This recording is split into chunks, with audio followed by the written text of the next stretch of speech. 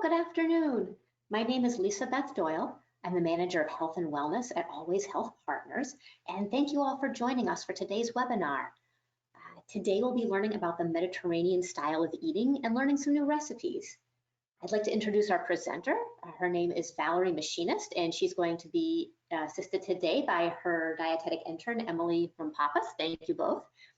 Emily leads the nutrition department at Community Servings, and Always Health Partners has had a relationship with Community Servings for 5 years now, and they've really been an invaluable resource and intervention for some of our most complex members. They provide medically tailored meals made from scratch to help improve health outcomes, especially where nutrition impacts the disease process. So this has been a wonderful relationship with us. And Valerie has been at Community Servings for about 3 years now, and she leads the nutrition department there. She actually has over 20 years experience as a registered dietitian, nutritionist, and health educator, and she's worked in a variety of corporate and public settings. She has a master's degree in nutrition and public health from Columbia University, and her areas of expertise are management of chronic diseases, weight management, sports and exercise nutrition, and she's really passionate about healthy cooking and believes that food provides a whole lot more than just nourishment. One note before we get started. Mediterranean diet, which folks have probably heard about in the news over the past several years, has been very well studied and has been shown to be helpful in preventing some types of chronic conditions. That said, Always Health Partners does not endorse any particular diet or style of eating. And if you have any questions or concerns about what's healthy eating for you, please do speak with your provider. And now, here's Valerie. Thank you so much, Lisa Beth, and welcome everybody. We're so glad you could join us today. And thank you to Always for having us partner with you on this great presentation. We are going to talk a little bit about the Mediterranean style of eating today and demo 2 really delicious, simple recipes in that style that hopefully all of you can enjoy in the near future. They're very easy to make and they're very customizable. So we're going to talk a little bit about different ways to make them something that you would enjoy eating. So I want to start by talking a little bit about the Mediterranean style of eating. And while I do that, before I do that, the 2 recipes we're going to make are a spinach walnut pesto with whole grain pasta and a tuna and cannellini bean salad. And both of these are like favorites of mine. So I think that was the impetus for choosing them, because I make things like this all the time at home. So for the spinach walnut pesto, the very first thing I want to do is actually toast my walnuts for the recipe. So I'm going to start doing that while I talk to you. And what I have here is in just a small skillet, about 1/4 to 1/3 of a cup of walnuts. And I'm going to put these over low heat, and I just want them to toast up a tiny bit. Nuts can go from fine to burned and charred really, really quickly, so I'm going to keep a close eye on them. And you could also skip this step if you don't want to use toasted nuts, or we're short on time, or just prefer them not toasted. You can absolutely skip this, but I like them toasted. So I'm just going to put those over low heat for a minute while I talk to you. So when Emily and I were, Emily's my dietetic intern, and she has been an amazing addition to the Community Servings team for the past few weeks. So we're very excited that she could join me today. And she did a lot of work on the handout that we provided for this, as well as the recipes. But while we were researching this, and I heard this, believe it or not, on the news this morning. I had the Today Show on while I was packing lunches this morning, and May is apparently Mediterranean Diet Month, and I had no idea. I don't know if that's why I always chose this topic, but it's a topic I love talking about, but it's very, very timely. And actually, in the mail last week, this is our, like, sort of the dietitian trade magazine. It's called Today's Dietitian. And I don't know if you can see this, but it says the Med Diet Made Easy. That is the topic of the month for May in Today's Dietitian. So this is super timely. But the Mediterranean style of eating, it's not so much a diet and more like a way of life and a way of eating that's just super healthy for anybody. It's funny because every year US News and World Reports comes out with a list of the top diet programs. And they rank them. They usually rank like the top 25. And for the past many years, the Mediterranean style diet or Mediterranean way of eating is the #1 diet that's not really a diet. It's always like the Mediterranean diet and the DASH diet are usually ranked like a #1 and 2. This year it was the Mediterranean diet. DASH, for those of you who don't know, stands for Dietary Approaches to Stop Hypertension. That's what the DASH acronym stands for. And it's very similar to the Mediterranean diet, actually. But it's really a lifestyle and way of eating that just promotes good health. So it's focusing on whole foods that are good for you. So a very plant-based diet, fruits, vegetables, whole grains, beans, legumes, nuts, and healthy fats, with moderate amounts of protein from fish and seafood, as well as low-fat dairy products, and then sort of complemented by meats and foods with added sugar like treats, sweets, desserts, things like that. It's like the super sensible way of eating that I guess has been made into a diet from the standpoint of that's the way I guess that you should eat, but it's just so easy to adopt pieces of this to your everyday life. And that's what I hope you'll walk away from this with, is that you can take bits and pieces, make healthy choices for yourself, and kind of call it a Mediterranean style of eating. What I'm doing, if you can't see, is I'm just shaking gently the nuts in this pan. I can already start to smell that they're becoming fragrant and toasting. Another minute or two and they'll probably be done. You can also toast nuts in the oven if you just throw them on a baking sheet at 350 degrees for a couple of minutes, but you have to keep a really close eye on them because, like I said, they go from fine to burned really fast. So the Mediterranean style of eating it's called that because it focuses on the way that people in the countries surrounding the Mediterranean Sea eat. So like Greece, Crete, Italy, southern Italy, Spain, they all have a very specific way of eating. And years ago, researchers looked at this and saw that these people were living really long, healthy lives, and attribute some of it to not only the foods they eat, but also I think it's broader than just the food. It's sort of the lifestyle they lead as well. So their diets are focused on all of the things I just mentioned. So very rich in fruits and vegetables and whole grains, unprocessed foods really, like very, very limited processed foods, limited dairy products, limited consumption of red meat, a very big focus on fish, seafood, and poultry. And these are done. I wish sorry to interrupt myself. I wish you could kind of see the change in them, but they went from kind of pale to nice and toasty looking very quickly. So I'm just going to take those off the heat for a moment.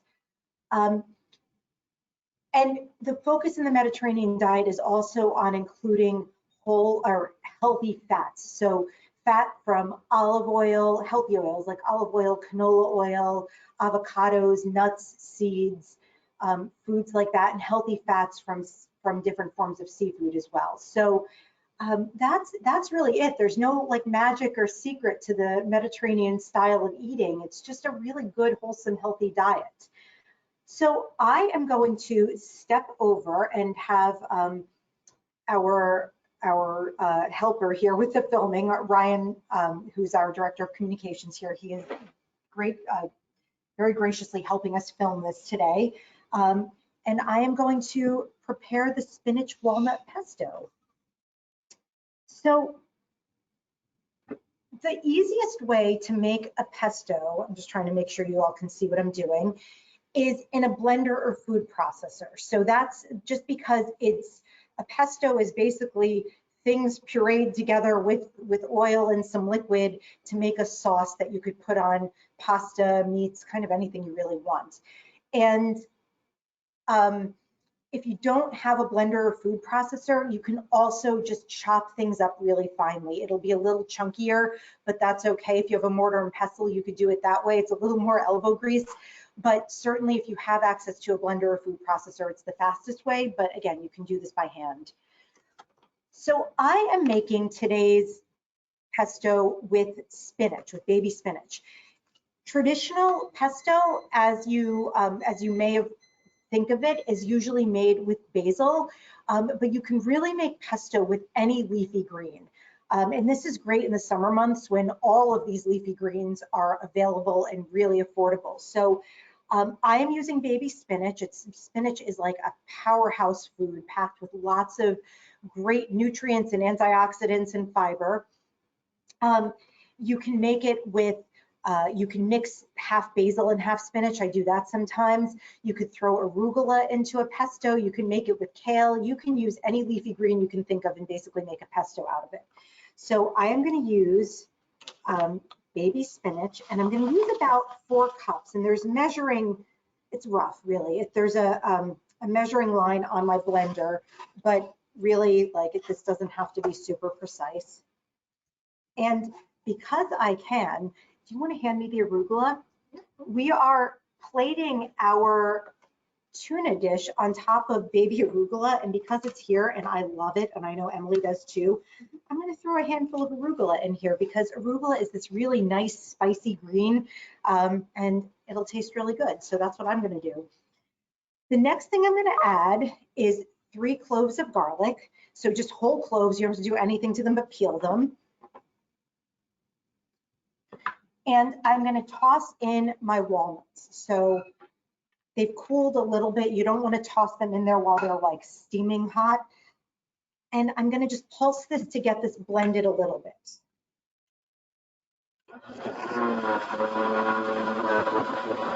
Sometimes it takes a little shaking to get the blender going.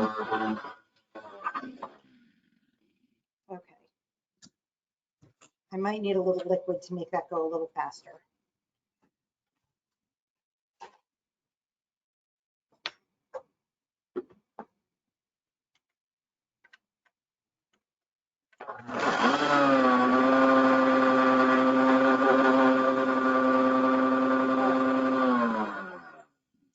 So I started getting that pureed, and what I'm going to do now is add in some grated Parmesan cheese. So I'm going to put in about 1/2 cup. You could do this to taste.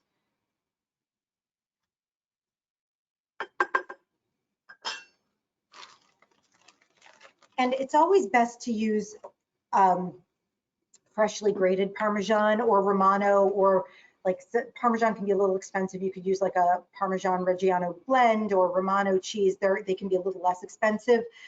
If you want to make this vegan, you can put some nutritional yeast in this for sort of that punch of salty flavor that the cheese would normally give. So I'm going to turn this on, and then what I'm going to do is start drizzling in olive oil. So I have about 1/2 cup here. I don't think I'm going to need all of it, but I'm going to start drizzling it in while the blender is running, and let it incorporate until it gets nice and saucy, really.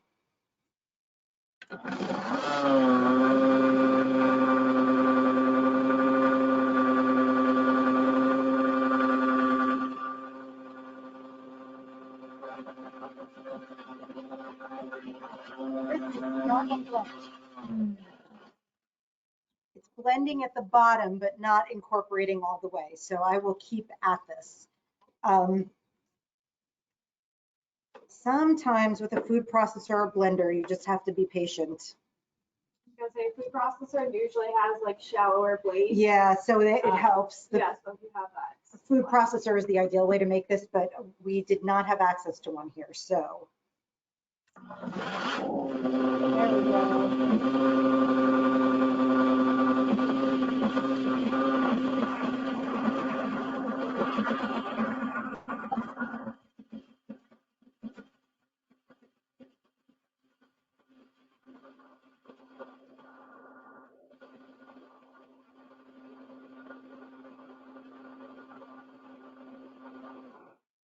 All right, that worked.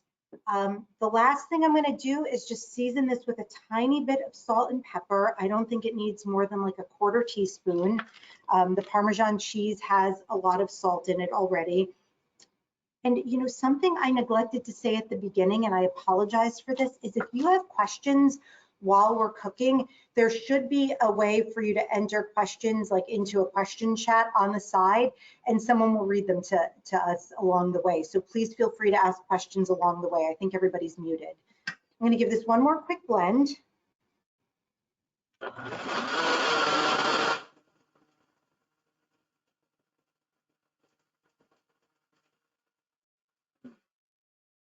And that's it. That is how easy this is. Now, if you wanted to cut back on oil, you could actually add some broth to this, some water, some pasta cooking liquid would actually be ideal if you wanted to thin it out even more. But I hope you can, I just want to hold this up to the camera. It's this beautiful, vibrant green color. And when you make pesto, if you want to store it in your refrigerator, put it in a bowl and press plastic wrap right on top of the pesto, and that'll prevent it from getting discolored. The greens in it just oxidize and turn like a little bit more of a dull green or brown over time. It's not bad, it doesn't taste bad, they just turn color. And pesto is really great for freezing. So if you make it like in a double batch, you can just put it in a freezer bag and stick it in your freezer and then break off chunks as you want to use it over time. It's a really great thing to do. Sometimes I grow basil like in a pot on my back steps usually. And when I have an abundance of it, I make pesto and it lasts me almost the whole winter, which is wonderful. Before I turn it over to Emily, the last thing I want to say is we are serving this with a whole grain pasta today.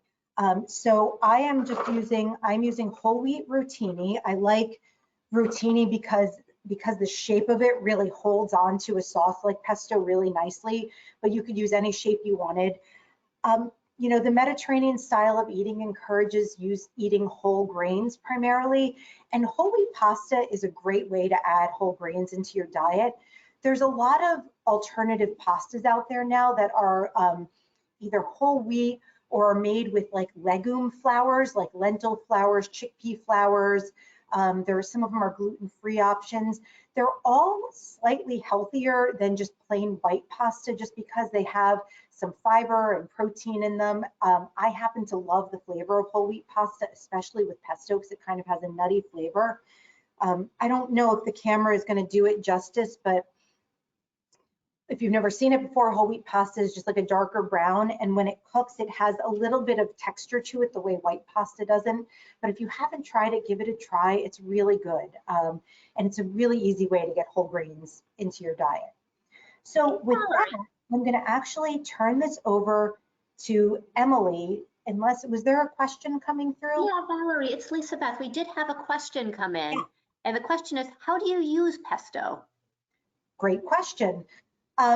So pesto is great used on pasta, first and foremost. I think that's like the traditional way of eating it is as a sauce on cooked pasta, but you can truly put pesto on pretty much anything. You can use it as like a topping for like grilled or baked poultry or really any kind of fish. Like pesto is delicious on baked salmon or any kind of white fish. You could mix it in with like canned salmon or tuna and eat it with bread and make like a lunch out of it. You could actually just spread it on toasted bread. I find it to be like the most versatile sauce because you can really put it on almost anything. A delicious thing that I sometimes do is I make toast and put like ricotta cheese or cottage cheese even. I know that's like a super polarizing food for people, but I'll put cottage cheese on toast and put some pesto on top and call that a lunch. So super versatile way to use this as a sauce, which is why like if you make it in big batches and freeze it, you always have it on hand for things.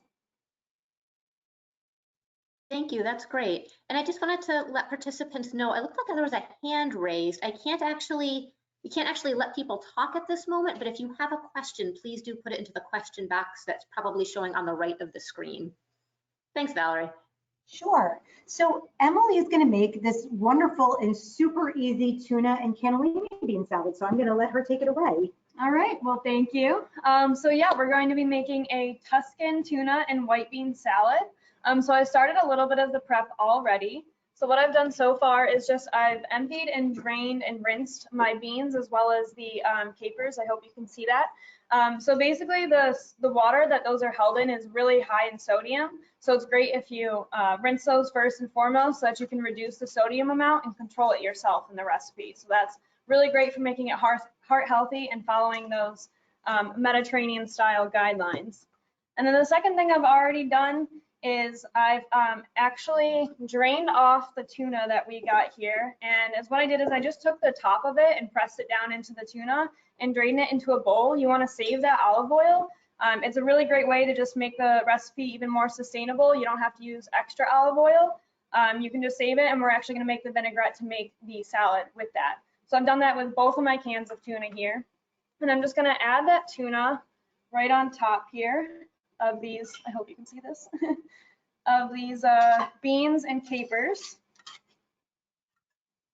And this is a super easy recipe. You can add or take out things. If you don't like capers, you can easily use pickles instead. Dill pickles, excuse me, have the same salty kind of flavor that we're getting out of the capers there, but they're a little bit easier accessible, and a lot more people tend to like them. So you could definitely do that as well. And then what I'm going to do is just kind of mix this slightly together, but not too much. You don't want to crush up the beans too much. I'm just kind of trying to break up the tuna a bit. And then we'll go into making our dressing. So the dressing, you really want to kind of follow a guideline of a 1-to-2 ratio of oil to vinegar. So essentially, if you have a cup of oil, you want to have a half cup of vinegar. I don't have quite a cup here, so that's not the guidelines we're following, but that's an easy way to remember it. So I have my oil here, like I said, so we're just going to take some red wine vinegar. And if you don't like red wine, you can easily use just white wine vinegar, or apple cider vinegar would even be really good. So I'm just going to scoop, the recipe says like 6 to 7 tablespoons. I'm actually a cook as well. I've been a line cook for 10 years, so I have always eyeballed recipes. As Valerie was saying before, you can definitely change things up, and like when she was measuring the spinach, you don't have to be perfect. I think that's the fun thing about cooking is you can change it up, and if you end up messing up a recipe, there's always ways to fix it. Unlike baking, that's a little bit trickier.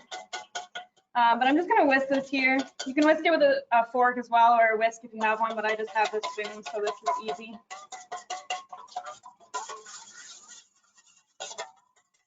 And then I'm just going to give it a little bit of salt and pepper. It doesn't need much salt. Thank you. Just because of the saltiness, again, from the beans and the capers, as well as the acidity from the vinegar. You really don't want to add too much salt, but just a little bit to give it some flavor there. And Emily and Valerie, I have a couple more questions coming in. Yeah. So sure. One is, for this and or for the pesto, can you use olive oil, or sorry, can you use avocado oil instead of olive oil?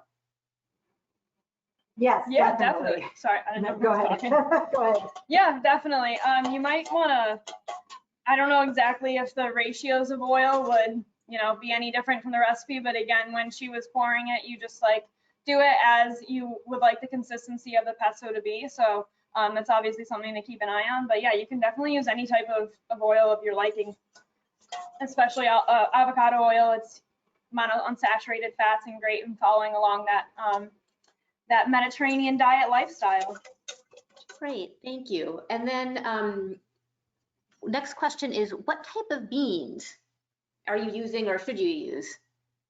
Beans, was it? What sorry, type it's of hard to beans hear. are you using? Yeah, that's a great question. Sorry about that. So we're using Cannellini beans here. That's typically like the white bean, if you will. But you can definitely use any bean of your liking. These tend to be a little bit milder in flavor and a little bit like softer. So they just make for a great salad, but you can definitely use kidney beans. Black beans would even be good if that's your preference. You can change it up to your liking for sure. Great. And I have one last one, and I apologize. This came in earlier and I just caught it now, which was going back to, I think, the pesto, and it says, can I cook the garlic beforehand, either to fry it or roast it to soften it a bit? I'm sorry, it was a little hard to hear. Do you have to cook it beforehand? Can it be fried or roasted? Can you cook it beforehand? Sure. So if you saute the garlic a little beforehand or use roasted garlic, it like softens the flavor a little bit. So Yep. I put straight up raw garlic in my pesto because I love it, and I'm someone who prefers, like, if a recipe calls for 2 cloves of garlic, I'll put like 6 in. So that's like a personal preference. Mm-hmm. But raw garlic definitely has a very sharp flavor. So if you use roasted garlic, it's going to actually give it a lovely, like, nutty flavor. It'll be a little softer. It could actually be a little easier on your stomach. Like, some people are bothered by that much raw garlic. So that's a great idea. You just don't want to burn it. So if you cook it in a pan beforehand, just make sure it doesn't get burned, because burned garlic is really bitter. It's going to give it like an off flavor. Great question. Wonderful. Thank you. Definitely. So I'm just gonna go ahead and take this dressing and pour it right over my beans, capers, and tuna. And I'm just gonna let that marinate for a little bit so that they can soak up all the flavors of that. And while that's marinating, I'm just gonna chop up some tomatoes. We have some cherry tomatoes here, as well as some red onion. So for the red onion, I've already peeled it, and what you want to do is just cut it right in half down the center. And that way you can easily take this core here and you just cut a triangle into it. So you're essentially removing the piece that's keeping the onion all together. And then when you lay it back down, using your knuckles, you want to guide the knife, and you can easily just slice it into julienne slices or strips. And the recipe calls for an entire onion for a small one. This was a little bit of a bigger onion, so I'm probably only going to use about half of it, but definitely use as much as you would like. I'm somebody who just like garlic, and Val, I love onions, garlic, so the more the merrier for me, but if you don't like as many, definitely just change it to your liking. So I'll move that to the side. And then for the tomatoes, all you're gonna do is just slice them right in half. The trick is having a sharp knife, actually. If your knife is dull, you could definitely get hurt and cut yourself. So you wanna make sure you got a sharp knife there.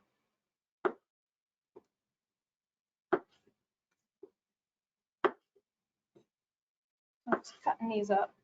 And like we were saying with the pesto and with this entire salad, it's totally customizable. If you don't like raw onion, don't put raw onion in. I make this often at home with celery in it, so I'll throw in like celery and pickles and olives, and kind of, it's actually like a great refrigerator clean out type of thing. If you have some vegetables you want to chop up and mix with some beans and tuna, it makes a really hearty, delicious salad. So again, think about doing any of the things that make it like tasty for you. Yeah, definitely. You could also add red peppers to this. I think that would bring a nice flavor profile and add some more of that Mediterranean flavors into it. So all I'm gonna do is just start to kind of toss this, and we're just gonna add in the tomatoes and the onions as well. I just wanna kind of chop up some of that tuna a little bit more. You wanna make sure that you're not being too rough though, and that those beans don't get, you know, broken up and mushy. Unless that's the texture you want, then that's okay too. So we'll just add these right on top.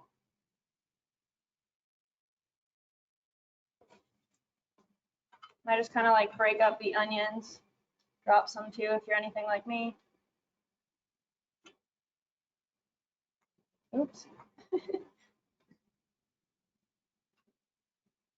And we're just gonna continue tossing this to marinate everything in the dressing there.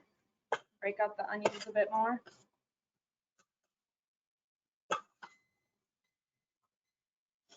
So again, this is super easy, and I like it because you can change it up to do, like Val was saying, anything you like. So we're gonna actually plate it on a bed of arugula, but if you'd rather it be on some toast, or, you know, make a sandwich out of it, you can easily do that. Some sourdough or whole wheat bread would be really good with this. Toast it up.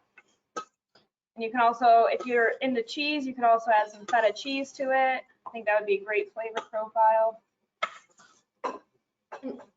Emily, you mentioned let that marinate. How long should that sit before eating to give it flavor? I was just marinating it a few minutes while I cut up the vegetables just so it can start to get some of the flavors. But actually, as you let it sit like overnight, it'll start to, all the food products will start to like absorb all those ingredients a lot more. So it'll really be a lot more flavorful the next day actually as well. So you could even make this the day before and then enjoy it the next day, and it'll be super yummy and flavorful, and you'll get all those flavors in to like the center of the food as well. Wonderful. Thank you. That's a good question. Yeah, of course. So, and like I said, all we're gonna do is take a plate here. I hope you can see. And we have arugula again. It's a really peppery kind of green, and it's really delicious. Again, you can change this up if you would rather have mixed greens or, you know, spinach. Any greens of your choice would be really good. You just make a bed of that, and then finish it off. You just top it with your salad. You have a nice Mediterranean salad that's heart healthy and delicious.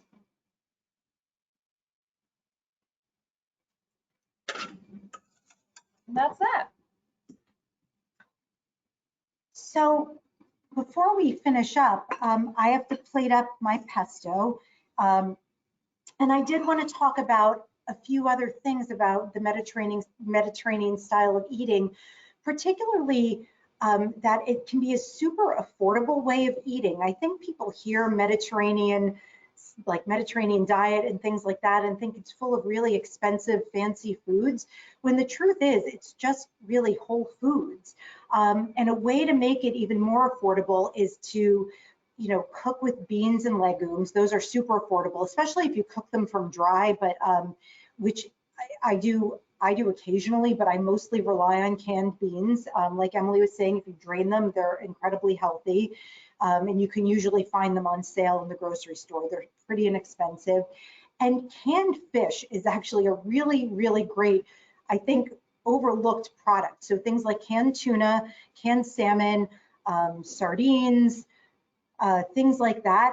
I know not everybody likes the strong flavor of some of those fish, but they can be really affordable, and you can do so much with them. One of the other recipes I was thinking about doing today was actually a salmon burger, which I make all the time at home, and I just use canned salmon. Like you basically need a can of salmon, some egg to bind everything up, maybe some breadcrumbs, and then whatever flavoring you like, and you have an easy salmon burger or salmon patty.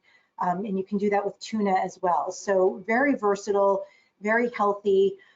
You can buy a lot of the foods that you find in the Mediterranean style of eating, usually in bulk bins. I think a lot of bulk bins have been closed in stores since the start of COVID. Hopefully we will see those come back, because that's a really, really inexpensive way to buy grains and beans and other products, like even like dried fruits in bulk. It's really affordable. And then there's some other parts to the Mediterranean way of living, really, that we should all keep in mind. So one of them is to make eating a social activity, which is, I know, given the circumstances of the last year, maybe not possible for everybody. But when you can eat a meal or share a meal with someone, either in person or over Zoom or sitting outside, you tend to slow down your pace of eating. You enjoy it more. It's kind of good all around for well-being. To make sure you're physically active if you're able to be physically active. And I'll put kind of a standard disclaimer in: don't start exercising without talking to your doctor if you do not currently exercise. But getting any kind of physical activity, even if it's walking a little bit every day, is really important for health and well-being. And then to also drink plenty of water. You know, drink to thirst, but make sure you are drinking something that's non-caffeinated and non-alcoholic every day. Water is just so important for our bodies, and it can also help manage hunger. As long as if you're well hydrated, it helps manage your hunger, believe it or not. So I am going to, before we finish up, plate my my pesto. I have a plate in front of me. I'll lift it up in a moment, of some of the whole grain noodles. And I am just going to scoop a little bit of pesto out on top. Pesto is really it's very flavor intense. You don't need a lot on a plate full of pasta. So I put maybe a tablespoon and a half to 2 tablespoons on this plateful of pasta. And once I mix it up, it will be like super flavorful. And, you know, if you wanted to make this an even more complete meal, you could roast or saute or even steam some broccoli or zucchini or summer squash and mix it in with the pasta and pesto and kind of bulk it up. Pesto is also really great on like zoodles, if you've ever made them or seen them, zucchini noodles. It tastes really good on those, which is a great thing to add to a dish just to add more vegetables and fiber. So we have whole grain rotini with spinach. I made it spinach arugula pesto. And Emily, if you want to hand me your plate, and Ryan, maybe you can get a shot of both of these completed dishes. There we go. So they're so like vibrant and colorful.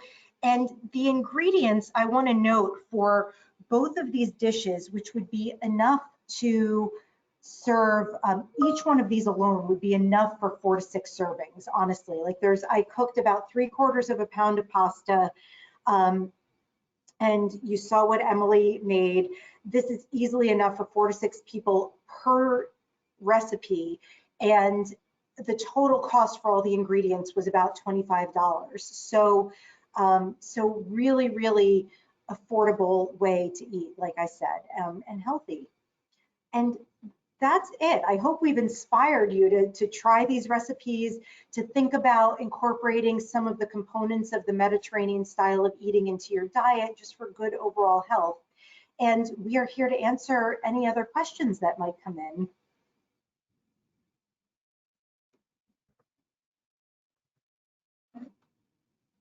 Great. Thank you, Valerie and Emily. And we do have a few more questions coming in. Let me just get these up in front of me so I can get them here. So we have another question about pesto, which is, can you use pesto in place of mayonnaise when making something like a simple tuna sandwich? How Oh would yeah, that work? that's delicious. Pesto is like great as a spread on anything, and it's a great substitute for mayo. Excellent. Thank you. And then I have another one, which is, what beverages are popular or included in the Mediterranean style of eating? That's a good question. So water, obviously, and I'm an advocate for drinking plenty of water and limiting sugary drinks in general. You know, coffee and tea and caffeinated beverages in moderation are fine. Something you often see, like if you were to Google Mediterranean diet or Mediterranean diet pyramid online, you'll see red wine pop up often. And you know, red wine is complicated. Alcohol in moderation can be a perfectly healthy addition to someone's diet if you're healthy and there's no contraindications for drinking it. And moderation means no more than like 1 glass, which is 5 ounces per day for women or 2 for men. And but I will also say, if you don't drink, don't start because you think it's a healthy addition to your diet. You know, alcohol you have to tread carefully with, and it also has calories. So not a bad addition, but you know, in moderation. Great. Okay, I've got some more here. And thank you for all the questions. We really appreciate the participation and all the questions coming in. So one said, what about a pesto grilled cheese, and what would be the best type of bread? Oh, that sounds delicious. So I would do like pesto grilled cheese. I would say like any kind of a whole grain bread or sourdough. That would be my preference, but really it's personal. What kind of cheese would you do that with? I would do a mixture of, like, I've actually done it before, making sandwiches with pesto and then, you know, putting them on a panini press. So something like that, you could definitely do a mixture of a couple of cheeses. You could do like manchego or, you know, a Munster where they're a little bit more flavorful, and then pair it also with something that's not as flavorful, something like a Parmesan or a mozzarella where it's a little bit more bland. And the two of them together, I think with the pesto would be absolutely delicious. Great. And then, do you have to use walnuts to make pesto? Oh, excellent question that I didn't really address earlier. So no, you do not have to use walnuts.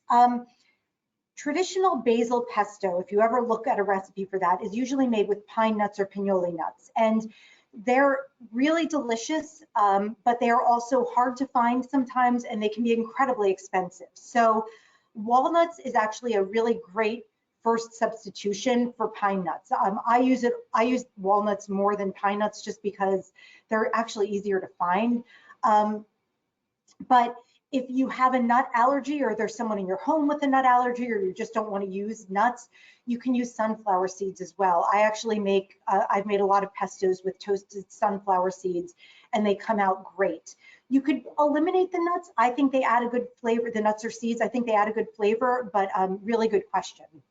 I would stay away from really strong flavored nuts like pecans or peanuts. Like those are, I don't think, gonna turn out well. Okay, thank you. And I have another one. This is on a health issue. And one, we always encourage people to speak with their provider if they have a health concern. But the question is, are there foods on the Mediterranean diet that should be avoided with prediabetes? With prediabetes? Prediabetes. You know, overall, if you're watching your blood sugar, so for anyone who doesn't know, prediabetes is when you have consistently raised blood sugars, but they're not quite high enough to be categorized as diabetes.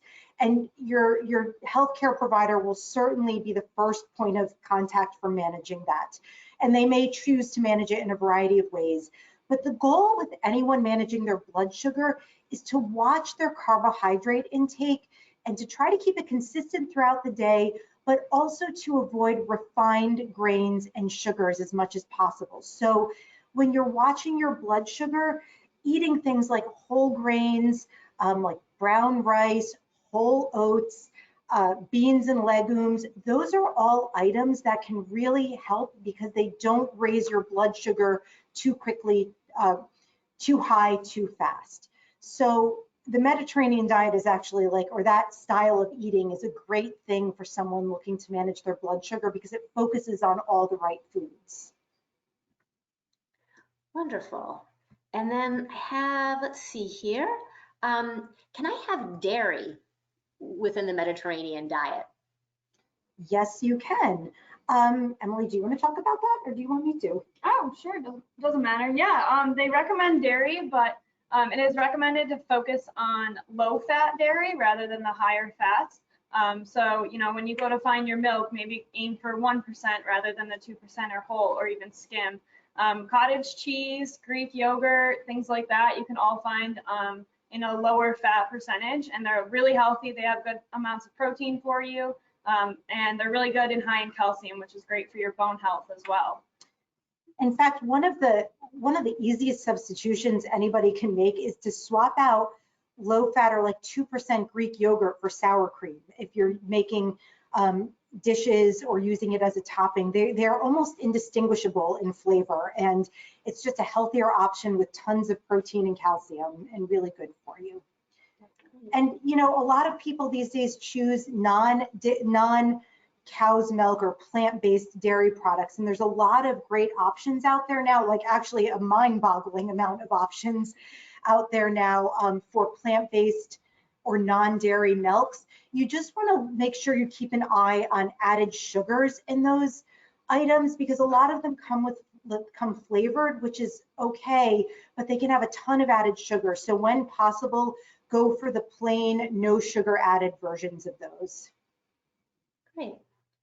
Thank you. And then for someone who's trying to lose weight or manage their weight, is there anything specific that they should do with Mediterranean style eating, do's or don'ts or anything like that? If you're looking to manage your weight, it's really all about managing portions and just keeping an eye on the total amount that you're eating. And eating in this style is really good because it's full of fiber. So fiber is such an important nutrient for so many reasons. It helps with bowel motility, so it keeps everybody regular. Americans, you've probably heard this and it's super true, don't get enough fiber in their diet on a daily basis. So the Mediterranean style of eating has lots of fiber, lots of nutrients, and it can fill you up. are pretty reasonably sized plates of food we have here, and they're going to be really filling because they have whole grains, beans, vegetables, lots of really like bulky stuff. And you end up, the reason that's good is you end up feeling full on fewer calories. So it can be a really helpful tool for managing weight. Great.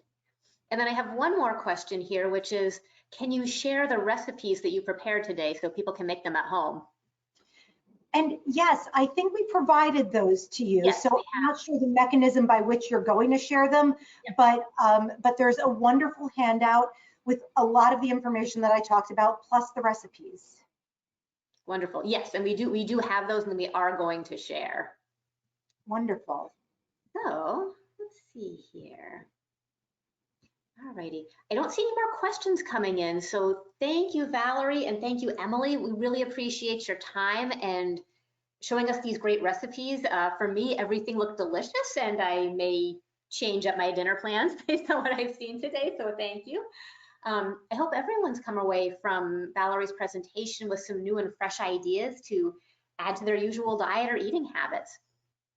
I hope everyone will take a moment to complete a 3-question evaluation at the close of the session. And please do keep an eye on your email box for both a copy of the recording that you can share with friends and colleagues. And we will also be sharing Valerie and Emily's tip sheet about the Mediterranean diet and the recipes that they prepared today. So from me and Valerie and Emily, thank you all again and enjoy the rest of your day.